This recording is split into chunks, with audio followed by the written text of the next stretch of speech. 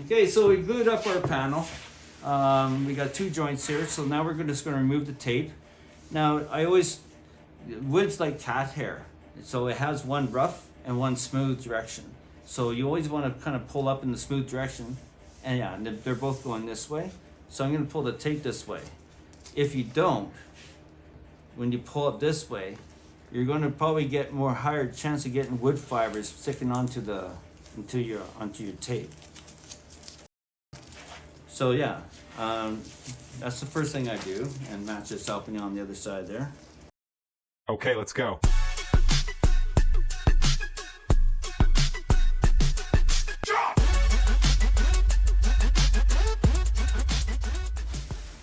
Okay, so the first thing that we're going to do, like instinctively I want to sand, but what I want to do is do my filling first, and then we're going to orbital sand this fully and just totally flush. Anyway, so what we're gonna do, when it comes to this, like maple, it's not so bad. It's pretty tight poured, dense. You're still gonna, if you don't sand enough, if I just get my finger and just go like this, you get excess pushed into the grain on either side.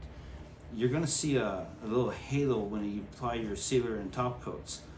What I typically do when it comes to seam work, mask on either side, then I'm able to push it in as hard as I want so it actually gets to penetrate deeper down so that you get more of a fill, and the more of a fill that you get, the more solid it is, because it does shrink up. We want to make sure that we leave enough as a skim so when it totally shrinks down, it's still above the surface of the wood.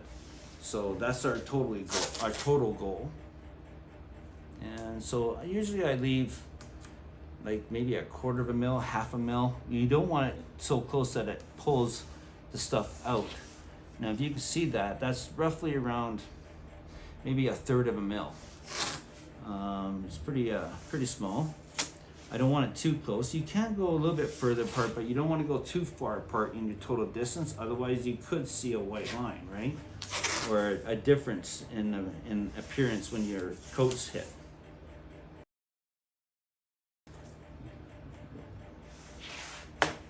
That.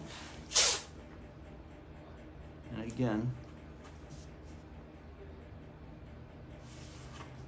yeah, you can still see that seam. We take the tape off when the putty's still wet, and that way you minimize any pullout, as well as that the line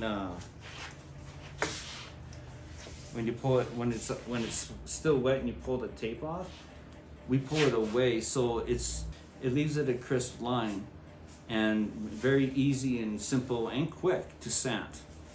If you didn't do that, you would be grinding down a little bit more, so you could cause some blotching. Okay, let's go.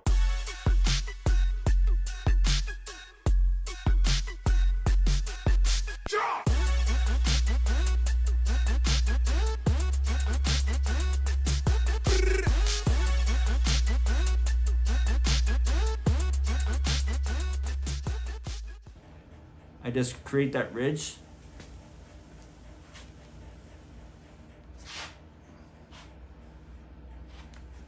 I'm gonna grab just a little bit more wood putty. And we're just gonna squish that down.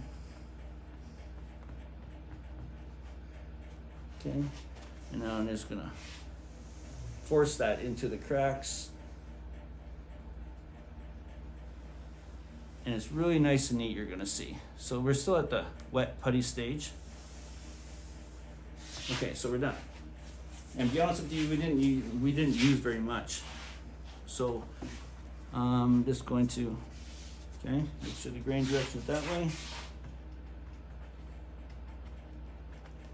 Okay, so you're gonna go pull away.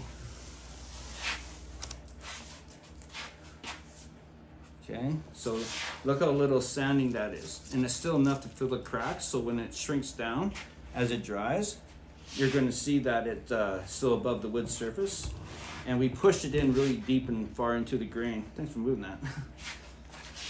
And this way, cellular-wise, when we sand, we're not gonna see any halos or nothing like that.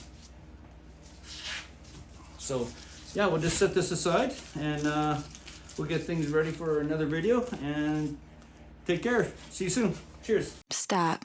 I want it. I got it. I want it. I got it.